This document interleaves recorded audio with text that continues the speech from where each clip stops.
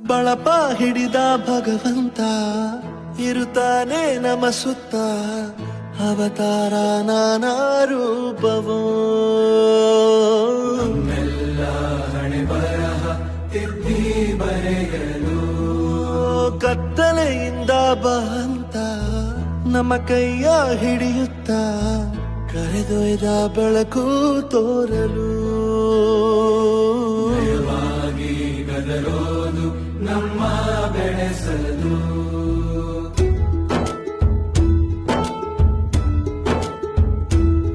ಭಾಷೆ